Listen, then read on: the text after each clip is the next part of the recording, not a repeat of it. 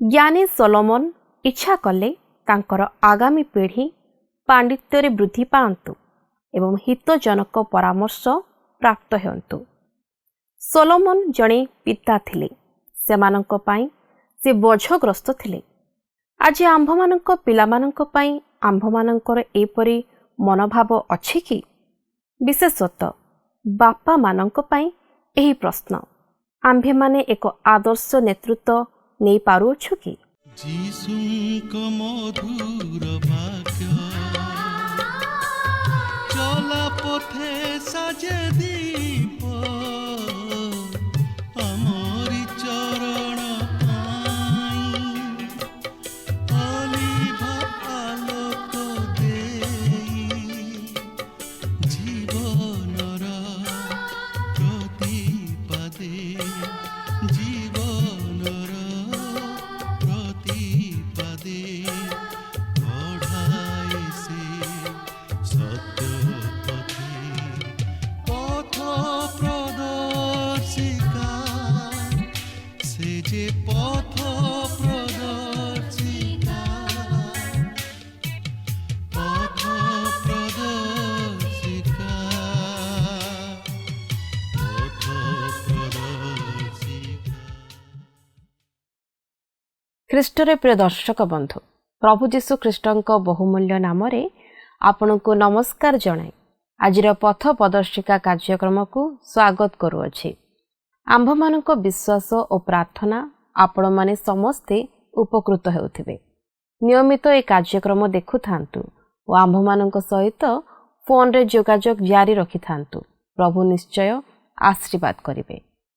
ଆପଣମାନଙ୍କ ମଧ୍ୟରୁ ଯଦି କେହି ଏ ପର୍ଯ୍ୟନ୍ତ ଆମକୁ ଫୋନ୍ କରିପାରିନାହାନ୍ତି, ତେବେ ଆଜି ଆମ ସହିତ ଯୋଗାଯୋଗ କରନ୍ତୁ। ଆମେ ଆପଣଙ୍କ ଫୋନ୍ କଲ୍ର ଅପେକ୍ଷାରେ ଅଛୁ। ଆପଣଙ୍କ ଫୋନ୍ କଲ୍ ଆମକୁ ଆପଣଙ୍କ ନିମନ୍ତେ ପ୍ରାର୍ଥନା କରିବାକୁ ଓ ଆପଣଙ୍କ ବିଷୟରେ ଅଧିକ ଜାଣିବାକୁ ସାହାଯ୍ୟ କରିବ। ଆଜି ପୁଣି ଥରେ ଏହି କାର୍ଯ୍ୟକ୍ରମ ମାଧ୍ୟମରେ ଆପଣଙ୍କ ସହିତ ସାକ୍ଷାତ କରିବାର ସୁଯୋଗ ପାଇଥିବାରୁ ପ୍ରଭୁଙ୍କୁ ଧନ୍ୟବାଦ ଦିଏ। ପ୍ରିୟ ଭାଇ ଓ ଭଉଣୀ, ଏହି ପୁସ୍ତକ ହେଉଛି ସମସ୍ୟା ସମାଧାନର ଉପାୟ।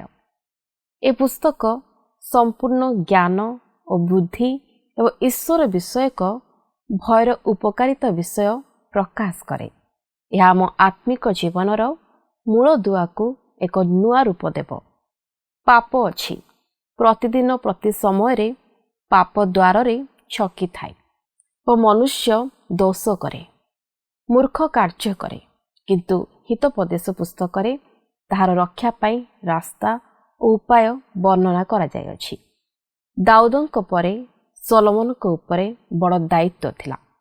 ମଧ୍ୟ ଅନେକ ସମସ୍ୟା ଆସିଥିଲା, କିନ୍ତୁ ଜଣେ ସଫଳ ରାଜା ଭାବେ ସେ ସମସ୍ତ ସମସ୍ୟା ଭଲ ଭାବେ ସମାଧାନ କରିପାରୁଥିଲେ, କାରଣ ସେ ଈଶ୍ୱରଙ୍କ ଜ୍ଞାନ, ବୁଦ୍ଧି ଓ ଅନୁଯୋଗକୁ ଶୁଣିଲେ ଓ ନିଜ ଜୀବନରେ କାର୍ଯ୍ୟକାରୀ କଲେ। ସେଥିର ପୁରା ଅନୁଭୂତି ଏହି ଭାଗରେ ପ୍ରକାଶ କରିଅଛନ୍ତି। ଏଠାରେ ସୋଲୋମନ ପ୍ରକାଶ କରିଅଛନ୍ତି ଯେ ଜ୍ଞାନୀର ଜୀବନ ଗୋଟିଏ ଦକ୍ଷତାର ଜୀବନ ଅଟେ। ସେ ସର୍ବଦା ଉତ୍ତମ ବିଷୟ ମନୋନୀତ କରେ, କିନ୍ତୁ ବୁଦ୍ଧିମାନ ମନୁଷ୍ୟ ସେ ସମସ୍ତ ବିଷୟ ନିଜ ବ୍ୟବହାରିକ ଜୀବନରେ ପ୍ରୟୋଗ କରେ। ଜ୍ଞାନ ଆମ୍ଭେମାନେ ବହି କିମ୍ବା ବ୍ୟକ୍ତିମାନଙ୍କ ଠାରୁ ପାଇପାରିବା, କିନ୍ତୁ ବୁଦ୍ଧି ଦ୍ୱାରା ସେ ସମସ୍ତ ବିଷୟକୁ ଠିକ୍ ସମୟରେ ବ୍ୟବହାର କରିପାରିବା। ଏଠାରେ ମୁଖ୍ୟତଃ ଯୁବାମାନଙ୍କ ପାଇଁ ସୋଲୋମନ ଚାହାନ୍ତି ଯେ ସେମାନେ ଜ୍ଞାନୀ ସହିତ ବୁଦ୍ଧିମାନ ମଧ୍ୟ ହୁଅନ୍ତୁ, କାରଣ ସେମାନେ ପରିବାର, ସମାଜ ଏବଂ ମଣ୍ଡଳୀ ମୂଳଦୁଆ ଅଟନ୍ତି ଏବଂ ସେମାନଙ୍କ ଦ୍ୱାରା ହିଁ ଏକ ପବିତ୍ର ବଂଶ ବୃଦ୍ଧି ପାଇବ।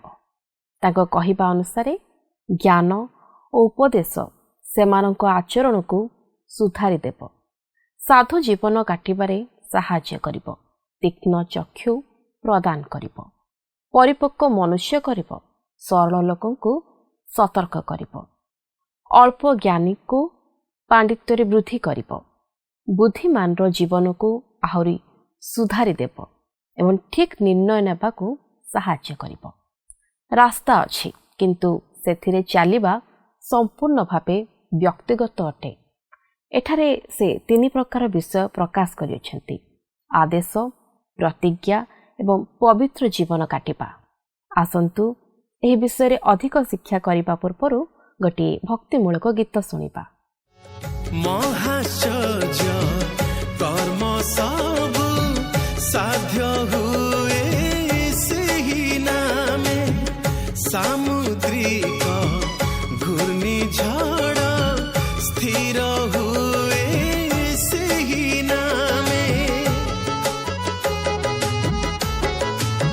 ହୋ ମୃତକର ପ୍ରାଣବାୟୁ ଫେରି ଆସେ ସେହି ନାମେ, ଚିରସ୍ଥାୟୀ ରୋଗ ସବୁ ସୁସ୍ଥ ହୁଏ ସେହି ନାମେ। ସେ ନାମେ ନିର୍ବୋଧ ହୁଏ ବୁଦ୍ଧିମାନ, ସେ ନାମେ ଦୁର୍ବଳ ହୁଏ ବଳବାନ। ସେହି ନାମ ମୋ ଯୀଶୁ ନାମ, ସେ ନାମ ହେଉ ଧନ୍ୟ ଧନ୍ୟ, ହୋ ସେ ନାମ ହେଉ ଧନ୍ୟ ଧନ୍ୟ। ଆସନ୍ତୁ ବର୍ତ୍ତମାନ ଆମେ ପ୍ରଭୁଙ୍କର ବାକ୍ୟ ମଧ୍ୟକୁ ଯିବା। ଆଜି ଆମେ ହିତୋପଦେଶ ତାହାର ପ୍ରଥମ ପର୍ବର 1 ପଦରୁ ଆରମ୍ଭ କରି 5 ପଦ ପର୍ଯ୍ୟନ୍ତ ଅଧ୍ୟୟନ କରିବା ନିମନ୍ତେ ଯିବା। ତେବେ ଆମେ ପବିତ୍ର ବାଇବଲ ମଧ୍ୟରୁ ପୁରାତନ ନିୟମର ହିତୋପଦେଶ ପୁସ୍ତକଟିକୁ ଅଧ୍ୟୟନ କରିବା ପାଇଁ ଯାଉଅଛୁ। ଏହା ପବିତ୍ର ବାଇବଲର 5ଟି ପଦ୍ୟ ପୁସ୍ତକ ମଧ୍ୟରୁ ଗୋଟିଏ ପୁସ୍ତକ। ସେଗୁଡ଼ିକ ହେଉଛି ଆଇବ, ଗୀତ ସଂହିତା, ହିତୋପଦେଶ, ଉପଦେଶକ ଓ ପରମ ଗୀତ। ଏହି 5ଟି ଯାକ ପୁସ୍ତକ ଗୋଟିଏ ବିଭାଗ ମଧ୍ୟରେ ଆସନ୍ତି, ଯାହାକି ପଦ୍ୟ ବିଭାଗ, କାରଣ ଏହିସବୁ ଏବ୍ରି କବିତା ପରି ଲେଖାଯାଇଅଛି। ତେବେ ଏହି ପୁସ୍ତକର ଲେଖକ ହେଉଛନ୍ତି ଜ୍ଞାନୀ ରାଜା ସଲୋମନ। ସଲୋମନ ଏହି ପଦ୍ୟ ବିଭାଗ ମଧ୍ୟରୁ ପ୍ରାୟ 3ଟି ପୁସ୍ତକ ଲେଖିଅଛନ୍ତି, ଯାହାକି ହିତୋପଦେଶ, ଉପଦେଶକ ଓ ପରମ ଗୀତ। ତେବେ ଏହି ପୁସ୍ତକରେ ଲିପିବଦ୍ଧ ହୋଇଥିବା ହିତୋପଦେଶଗୁଡ଼ିକ ଯଦିଓ ଶୃଙ୍ଖଳିତ ଭାବେ ଓ କ୍ରମାନୁଯାୟୀ ଲିପିବଦ୍ଧ ହୋଇନଥିବା ପରି ବୋଧ ହୁଏ, ମାତ୍ର ଏହା ସେ ପ୍ରକାର ନୁହେଁ। ଏହା ଏକ କାହାଣୀ ପ୍ରକାଶ କରେ, ଯାହାକି ଆମେ ଏହି ପୁସ୍ତକଟିକୁ ଅଧ୍ୟୟନ କରିବା ମଧ୍ୟରେ ଲକ୍ଷ୍ୟ କରିବାକୁ ପାରିବା। ଏହା ଏକ ପୁସ୍ତକ ଯାହାକି ଅର୍ଥ ପ୍ରକାଶ କରେ ଓ ଏହାର ଏକ ଶୃଙ୍ଖଳିତ ଆୟୋଜନ ଅଛି ଓ ଏକ ସଂଗଠନ ଅଛି। ସଲୋମନ ତାହାଙ୍କର ନିଜର ଶିକ୍ଷା ବିଷୟ ନେଇ କିଛି କହିବାକୁ ଅଛି, ଯାହାକି ଉପଦେଶକ 12 ପର୍ବର 9 ପଦରେ ଲେଖା ଅଛି।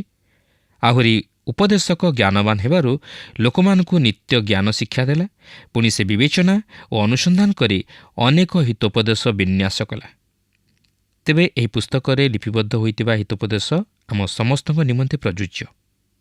ଏହି ପୁସ୍ତକରେ ଏକ ଚମତ୍କାର ବିଷୟ ଲକ୍ଷ୍ୟ କରିବେ ଯେ ପବିତ୍ର ବାଇବଲ ମଧ୍ୟରେ ଥିବା ପ୍ରତ୍ୟେକ ଚରିତ୍ରର ଏକ ସମ୍ୟକ୍ ରେଖାଚିତ୍ର ପ୍ରଦାନ କରାଯାଇଅଛି। ତେଣୁ ମୋର ବିଶ୍ୱାସ ଆମେ ଏହି ପୁସ୍ତକ ମଧ୍ୟରୁ ଅନେକ କିଛି ନୀତିବଚନ ଶିକ୍ଷା କରିବାକୁ ପାରିବା, ଯାହାକି ଆମମାନଙ୍କ ଜୀବନର ପ୍ରତ୍ୟେକ ପରିସ୍ଥିତି ଘଟଣା ନିମନ୍ତେ ବିଶେଷ ପ୍ରଯୁଜ୍ୟ ଓ ସହାୟକ ହେବ। ବର୍ତ୍ତମାନ ଆମେ ଏହି ହିତୋପଦେଶ ପୁସ୍ତକର ପ୍ରଥମ ପର୍ବଟିକୁ ଅଧ୍ୟୟନ କରିବାକୁ ଯିବା। ଏହି ପୁସ୍ତକଟି ବିଶେଷତଃ ଯୁବକ ଓ ଯୁବତୀମାନଙ୍କୁ ଲକ୍ଷ୍ୟ କରି ଉଲ୍ଲେଖ ହୋଇଅଛି। ଯୁବକମାନଙ୍କ ନିମନ୍ତେ ଏହାର ଏକ ବିଶେଷ ସମ୍ବାଦ ରହିଅଛି, କାରଣ ବର୍ତ୍ତମାନର ଯୁବକ ଯୁବତୀମାନଙ୍କ ମନରେ ଉଠୁଥିବା ପ୍ରଶ୍ନଗୁଡ଼ିକର ଉତ୍ତର ଏହି ପୁସ୍ତକ ହିଁ ଦେଇପାରେ। ଏହି ପୁସ୍ତକଟି ଏକ ପ୍ରକାର ଅନିଶ୍ଚିତଜନକ ବିଷୟ ନୁହେଁ, ମାତ୍ର ଏହାର ଏକ ନିର୍ଦ୍ଦିଷ୍ଟ ସମ୍ବାଦ ରହିଅଛି।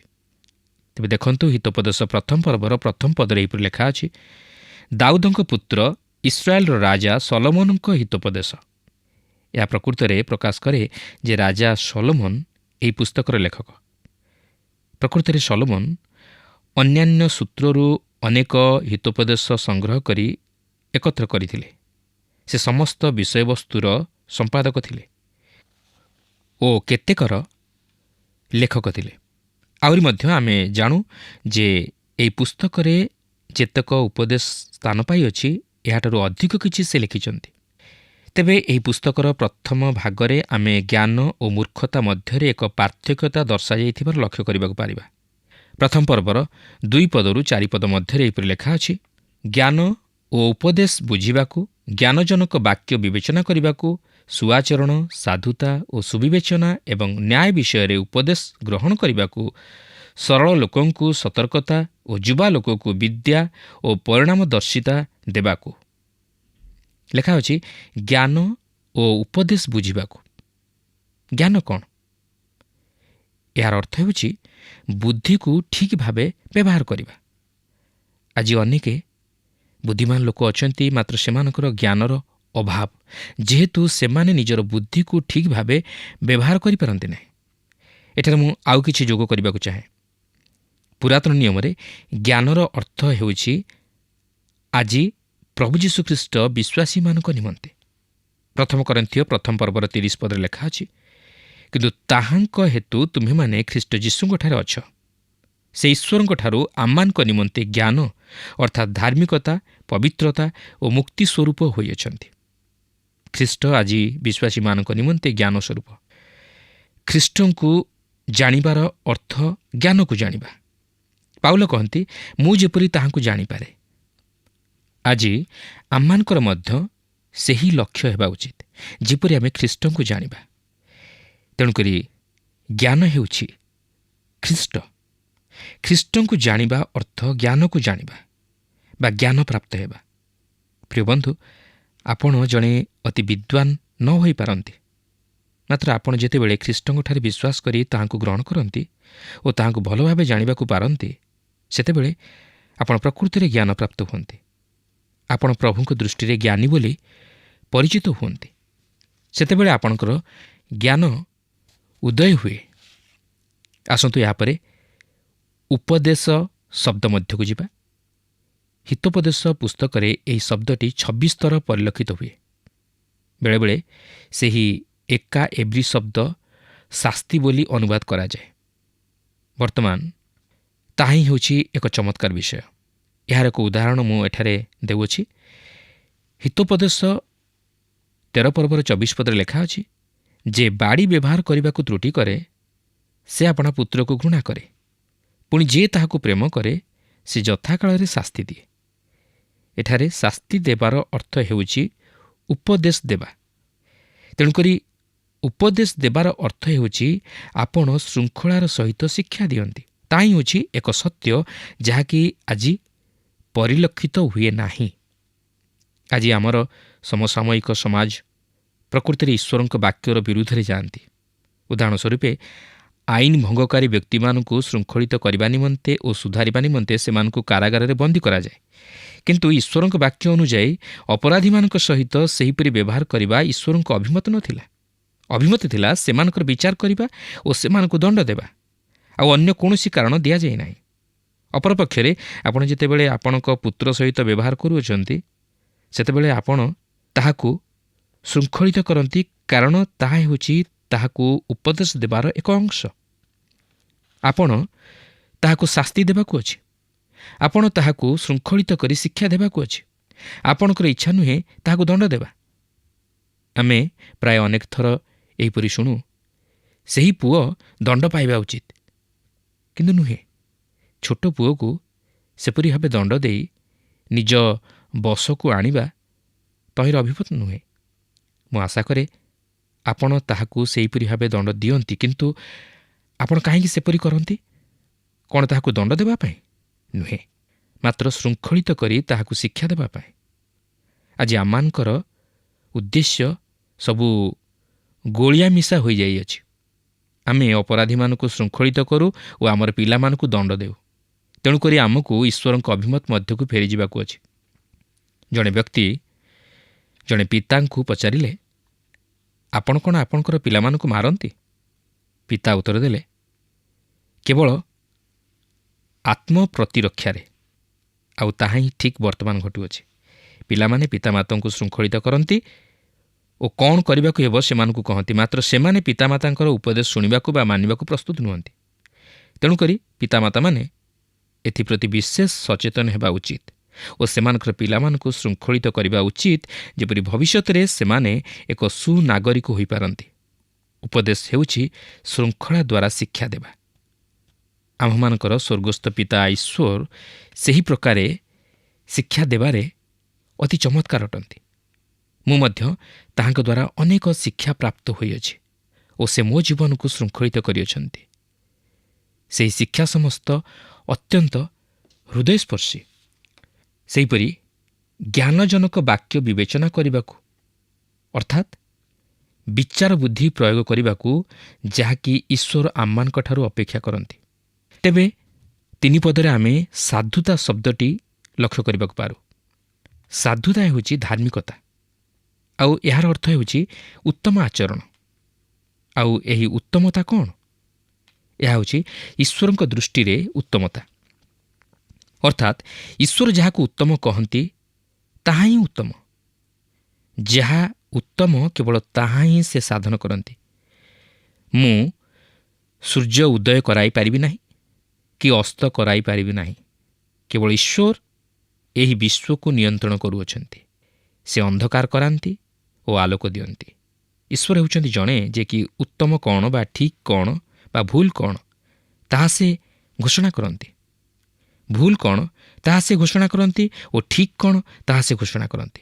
ତେଣୁ ଆପଣ ପଚାରିପାରନ୍ତି, ଏହା କରିବା ବା ତାହା କରିବା କ'ଣ ଠିକ୍? ଯଦି ଈଶ୍ୱର କହନ୍ତି ଏହା ଠିକ୍ ଅଛି, ତାହେଲେ ଏହା ଠିକ୍। କିମ୍ବା ଆପଣ ପଚାରିପାରନ୍ତି, ଏହା କ'ଣ ଭୁଲ?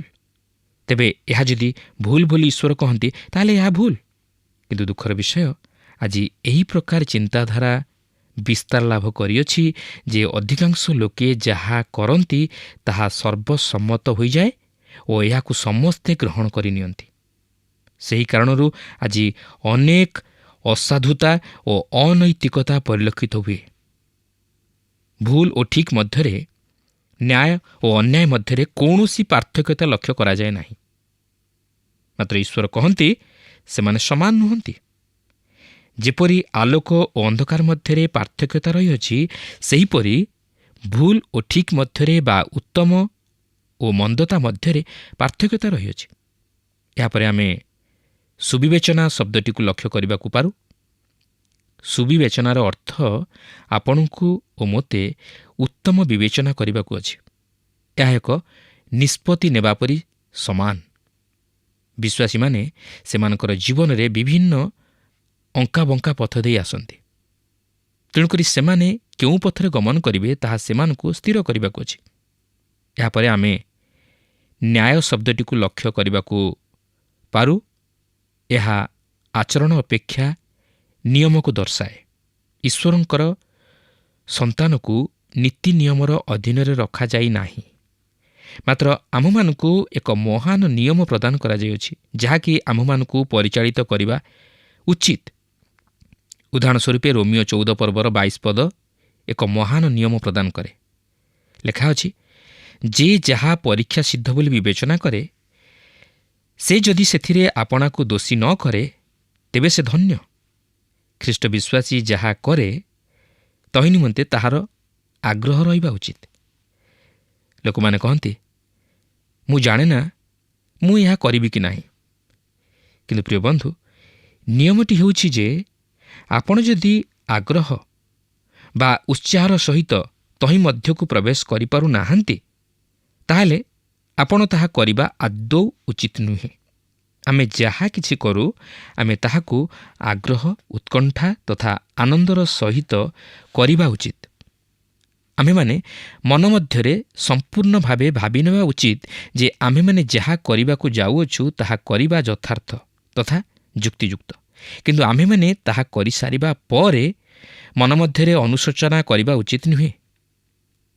ଆପଣ ଯଦି ପଛକୁ ଫେରି ଚାହିଁ କହନ୍ତି ଯେ ଓଃ, ମୁଁ ତାହା ନ କରିଥିଲେ ଭଲ ହୋଇଥାନ୍ତା, ତାହେଲେ ଏହା ଆପଣ କରିବା ଭୁଲ। ଏପରି କରିବାଟା ଆପଣଙ୍କ ନିମନ୍ତେ ଭୁଲ ଥିଲା। ପ୍ରଶ୍ନବାଚୀ ଘଟଣାରେ ଯେଉଁ ବିଷୟ ନେଇ ଈଶ୍ୱରଙ୍କ ବାକ୍ୟ ନୀରବ ରହେ, ସେହି କ୍ଷେତ୍ରରେ ଏହା ହେଉଛି ଏକ ମହାନ ନିୟମ, ଯାହାକି ଆପଣଙ୍କୁ ଆପଣଙ୍କର ଆଚରଣରେ ନିୟନ୍ତ୍ରଣ କରିବ। ଆଉ ଏକ ନିୟମ ହେଉଛି ଯେ ଆମ୍ଭେମାନେ ନିଜକୁ ନିଜେ ସନ୍ତୁଷ୍ଟ କରିବା ପରିବର୍ତ୍ତେ ଆମ୍ଭେମାନେ ପରସ୍ପରର ଦୋଷ ତ୍ରୁଟି ସହ୍ୟ କରିବା ଉଚିତ। ଆମେ ନିଜକୁ ନିଜେ ପଚାରିବା ଉଚିତ, ମୁଁ କ'ଣ ଏହି ବିଷୟ ମୋର ପ୍ରତିବାସୀର ଅଥବା ମୋର ଖ୍ରୀଷ୍ଟ ବିଶ୍ୱାସୀ ଭାଇର ବିରୁଦ୍ଧରେ କରୁଅଛି କି? ଏହି ସମସ୍ତ ଆଚରଣ କରିବା ନିମନ୍ତେ ଏକ ମହାନ ନିୟମ, ଯାହାକି ଖ୍ରୀଷ୍ଟ ବିଶ୍ୱାସୀକୁ ପରିଚାଳିତ କରାଇବା ଉଚିତ। ଆହୁରି ଲେଖା ଅଛି, ସରଳ ଲୋକଙ୍କୁ ସତର୍କତା ଦେବାକୁ। ଏହାର ଅର୍ଥ ହେଉଛି ଦୂରଦର୍ଶୀ ବା ବିଜ୍ଞ ଭାବରେ କାର୍ଯ୍ୟ କରିବା। ଏହାର ଅର୍ଥ ହେଉଛି ଆମେ ଯାହା କରୁ ତାହା ବୁଦ୍ଧିର ସହିତ କରିବା ଉଚିତ। ଈଶ୍ୱରଙ୍କର ଜଣେ ସନ୍ତାନ ମୂର୍ଖ ବା ନିର୍ବୋଧ ପରି କାର୍ଯ୍ୟ କରିବା ଉଚିତ ନୁହେଁ। ଏଠାରେ ଜଣେ ଦମ୍ପତିଙ୍କ ବିଷୟ ମୋର ମନେ ପଡ଼େ। ସେମାନେ ପ୍ରଭୁଙ୍କର ପ୍ରଚାର କାର୍ଯ୍ୟ କରିବା ନିମନ୍ତେ ଏକ ଦୁର୍ଗମ ଅଞ୍ଚଳକୁ ବାହାରିଲେ। ସେମାନେ କିଛି ଚିନ୍ତା ନ କରି ସେହି କାର୍ଯ୍ୟ ନିମନ୍ତେ ଆଖି ବୁଜି ବାହାରିଗଲେ। କିନ୍ତୁ ସେମାନେ ଯିବା ପୂର୍ବରୁ ମୋର ଜଣେ ବନ୍ଧୁ ସେମାନଙ୍କୁ ସେ ସ୍ଥାନକୁ ଯିବା ନିମନ୍ତେ ମନା କଲେ, କାରଣ ସେ ଦେଖିଲେ ଯେ ସେମାନେ ସେଥି ନିମନ୍ତେ ଯୋଗ୍ୟ ନୁହନ୍ତି। ତାପରେ ସେମାନେ ବିଫଳ ହୋଇ ଫେରିଆସିଲେ। ପ୍ରକୃତରେ ସେମାନେ ସେହି ସ୍ଥାନକୁ ଯାଇ ସେମାନଙ୍କ ଜୀବନକୁ ସଙ୍କଟାପନ୍ନ କଲେ। ସେମାନେ ସେତେ ଦୂରଦର୍ଶୀ ନଥିଲେ। ସେମାନେ ସେମାନଙ୍କର ସେହି ନିର୍ଦ୍ଦିଷ୍ଟ ପରିସ୍ଥିତିରେ ଜ୍ଞାନର ସହିତ କାର୍ଯ୍ୟ କରିନଥିଲେ। ଆପଣଙ୍କର ମନେଥିବ ଯେ ପ୍ରଭୁ ଯୀଶୁ କହିଲେ, ଅତଏବ ସର୍ପ ପରି ବୁଦ୍ଧିମାନ ଓ କପଟ ପରି ଅହିଂସକ ହୁଅ, ଯାହାକି ମାଥ୍ୟୁ 10:16 ଲେଖା ଅଛି। ଆହୁରି ଲେଖା ଅଛି, ଯୁବା ଲୋକକୁ ବିଦ୍ୟା ଦେବା ନିମନ୍ତେ। ଏହି ବିଦ୍ୟାର ଅର୍ଥ ହେଉଛି ସୂଚନା। ତାହା ବ୍ୟବହାର ଯୋଗ୍ୟ ଅଟେ। ତାହା ହିଁ ହେଉଛି ଏକ କାରଣ ଯେଉଁଥିପାଇଁ ବାଇବଲକୁ ହସ୍ତରେ ଧରିବା ଓ ଏହାକୁ ଅଧ୍ୟୟନ କରିବା ନିମନ୍ତେ ଶିକ୍ଷା କରିବା ଏକ ଉତ୍ତମ ବିଷୟ। ଆପଣ ଯଦି ଜାଣନ୍ତି ନାହିଁ, ତାହେଲେ କେଉଁଠାରୁ ଖୋଜି ବାହାର କରିବାକୁ ହେବ ତାହା ଆପଣ ନିଶ୍ଚିତ ଭାବେ ଜାଣିବାକୁ ପାରିବେ। ଏହାପରେ ପରିଣାମଦର୍ଶିତା ଦେବାକୁ ବୋଲି ଯାହା ଲେଖା ଅଛି, ତାହାର ଅର୍ଥ ହେଉଛି ଚିନ୍ତାଶୀଳତା। ଏହା ସାଧାରଣତଃ ଯୁବା ଓ ଯୁବତୀମାନଙ୍କ ନିମନ୍ତେ ଯେଉଁମାନେ ଚିନ୍ତାଶୂନ୍ୟ। ମୁଁ ଖୋଲାଖୋଲି ଭାବେ କହେ ଯେ ମୁଁ ଏକ ଚିନ୍ତାଶୂନ୍ୟ ଯୁବକ ଥିଲି ଓ ମୁଁ ସ୍ୱୀକାର କରେ ଯେ ମୁଁ ତଥାପି ସେହି ରାସ୍ତାରେ ଅଛି। ଜଣେ ଚିନ୍ତାଶୀଳ ଖ୍ରୀଷ୍ଟ ବିଶ୍ୱାସୀକୁ ପାଇବା ଅତି ଆନନ୍ଦର ବିଷୟ, ଯେ କି ସମସ୍ତ ବିଷୟକୁ ଭାବିଚିନ୍ତି କରେ।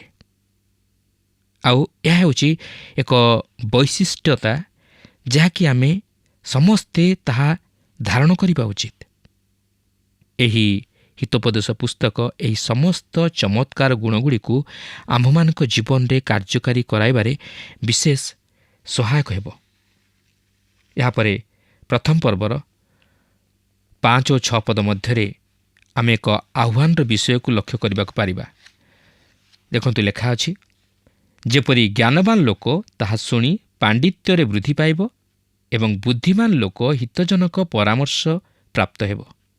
ପୁଣି ଏକ ଉପଦେଶ କଥା ଓ ଏକ ରୂପକ କଥା ଏବଂ ପଣ୍ଡିତମାନଙ୍କର ବାକ୍ୟ ଓ ସେମାନଙ୍କର ଗୂଢ଼ ବଚନ ବୁଝିପାରିବ।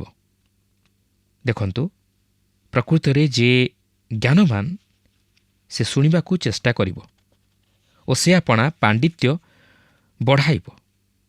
ଲେଖା ଅଛି, ବୁଦ୍ଧିମାନ ହିତଜନକ ପରାମର୍ଶ ପ୍ରାପ୍ତ ହେବ। ଏହା ହିଁ ହେଉଛି ଏହି ପୁସ୍ତକର ଏକ ଆହ୍ୱାନ। ଯେ ବୁଦ୍ଧିମାନ ଲୋକ ସେ ହିତଜନକ ପରାମର୍ଶ ଗ୍ରହଣ କରିବ। ସେ ତାହାର ଜ୍ଞାନକୁ ଠିକ୍ ଭାବରେ ବ୍ୟବହାର କରିବ।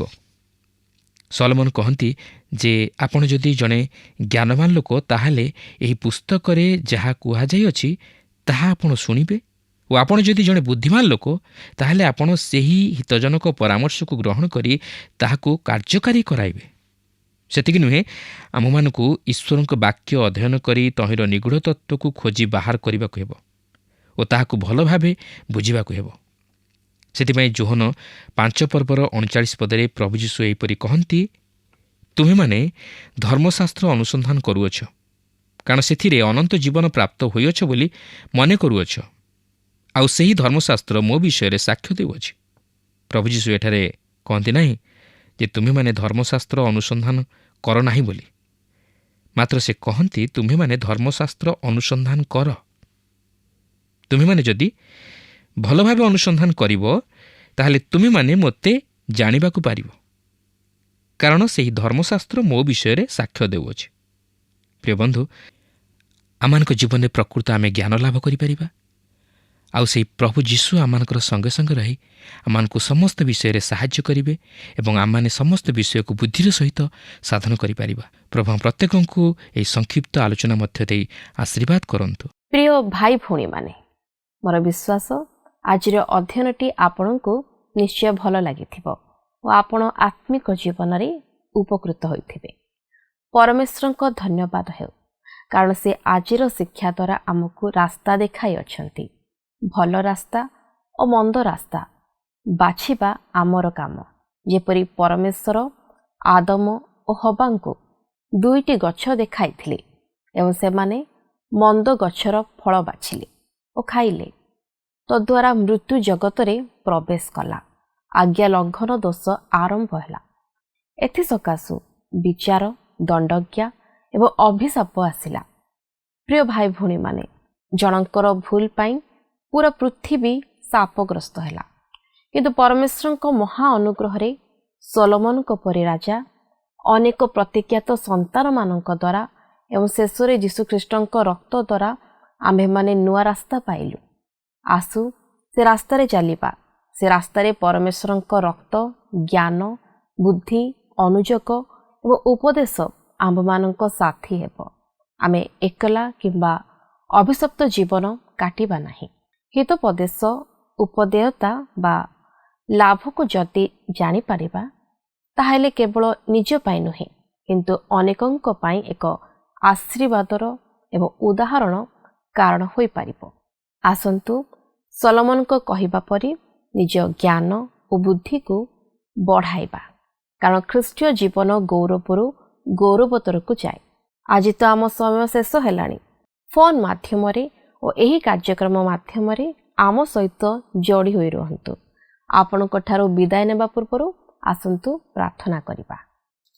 ପ୍ରିୟ ଅତ୍ୟନ୍ତ ଦୟାଳୁ ପ୍ରେମିକ ସ୍ୱର୍ଗୀୟ ପ୍ରଭୁ, ପୁଣି ଥରେ ପ୍ରଭୁ ତୁମେ ଆମମାନଙ୍କୁ ଏକ ନୂତନ ଶିକ୍ଷା ଦେଇଥିବାରୁ ତୁମ ପବିତ୍ର ନାମକୁ ଧନ୍ୟବାଦ ଦେଉଛୁ। ହେ ପ୍ରିୟ ପ୍ରେମିକ ପରମେଶ୍ୱର, ହଁ ପ୍ରଭୁ, ତୁମେ ଯେଉଁ ଆମମାନଙ୍କୁ ଜ୍ଞାନ ଦେଇଅଛ, ତା ଯେଭଳି ଭାବରେ ଆମେ ପ୍ରତ୍ୟେକଙ୍କ ଜୀବନରେ କାର୍ଯ୍ୟ ହୋଇପାରିବ ଏବଂ ଆମେ ପ୍ରତ୍ୟେକ ଜଣ କେଉଁ ବିଷୟକୁ ଆମେ ମନୋନୀତ କରୁଅଛୁ, ତା ଯେଭଳି ଭାବେ ସଠିକ୍ ରୂପେ ଜାଣିବାକୁ ପାଇବୁ, ତୁମେ ସାହାଯ୍ୟ କର। ଆମମାନଙ୍କୁ ଭଲ ମନ୍ଦ ବାଛିବା ନିମନ୍ତେ ସାହାଯ୍ୟ କର। କେଉଁ ବିଷୟ ଆମମାନଙ୍କୁ ଭଲ ପଥରେ କଢ଼ାଇ ନେଉଛି ଏବଂ କେଉଁ ବିଷୟ ମନ୍ଦତା ଆଡ଼କୁ କଢ଼ାଇ ନେଉଛୁ, ତାହା ଯେଭଳି ଭାବରେ ଆମେ ଜାଣିପାରିବୁ ଏବଂ ଉତ୍ତମ କାର୍ଯ୍ୟ କରିପାରିବୁ, ଉତ୍ତମ ପଥରେ ଚାଲିପାରିବୁ, ସେହିପରି ତୁମେ ଆମକୁ ସାହାଯ୍ୟ କରି ଆଗକୁ ତୁମ ନିମନ୍ତେ ବ୍ୟବହୃତ ହୋଇପାରିବୁ। ତୁମେ ସେହିପରି ପ୍ରତ୍ୟେକ ଜଣଙ୍କର ପ୍ରଭୁ ଜୀବନକୁ ତୁମେ ତୁମ ଉଦ୍ଦେଶ୍ୟ ନିମନ୍ତେ ବୃଦ୍ଧି ସାଧନ କରାଅ ବୋଲି ପ୍ରାର୍ଥନା କରୁଛୁ। ପ୍ରିୟ ପ୍ରେମିକ ଈଶ୍ୱର, ପ୍ରାର୍ଥନାକୁ ଶୁଣିଅଛ ଓ ଉତ୍ତରକୁ ଦେଇଅଛ ବୋଲି ବିଶ୍ୱାସ କରି ପ୍ରଭୁ ଯୀଶୁଖ୍ରୀଷ୍ଟଙ୍କ ନାମରେ ମାଗୁଅଛି, ଆମେନ୍। ବହୁତ ବହୁତ ଧନ୍ୟବାଦ। ପ୍ରଭୁ ଆପଣମାନଙ୍କୁ ଆଶୀର୍ବାଦ କରନ୍ତୁ। ପରବର୍ତ୍ତୀ କାର୍ଯ୍ୟକ୍ରମରେ ପୁଣି ଆପଣଙ୍କ ସହିତ ସାକ୍ଷାତ ହେବ। ରହିଲି, ନମସ୍କାର। ଗତ ପ୍ରଶ୍ନର ଉତ୍ତରଟି ହେଲା ଏ ସଲୋମନ। ଆଜିର ପ୍ରଶ୍ନଟି ହେଲା ଖ୍ରୀଷ୍ଟଙ୍କୁ ଜାଣିବାର ଅର୍ଥ କ'ଣ? ଏ ଅଜ୍ଞାନୀ ହେବା, ବି ଜଗତକୁ ଜାଣିବା, ସି ଜ୍ଞାନକୁ ଜାଣିବା, ଡି କୌଣସିଟି ନୁହେଁ।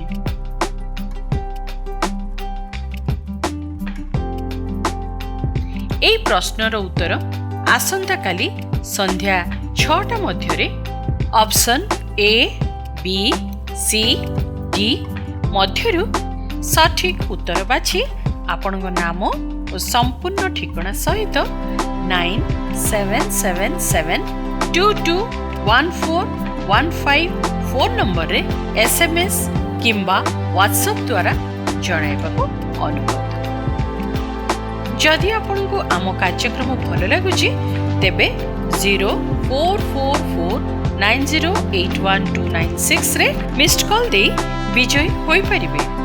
ଗତ ସପ୍ତାହର ବିଜୟ ଦର୍ଶକ ବନ୍ଧୁ ହେଲେ ନବରଙ୍ଗପୁରରୁ ବଜେନ୍ଦ୍ର କୁମାର ଖଣ୍ଡପାନ ଓ ପରିବାର।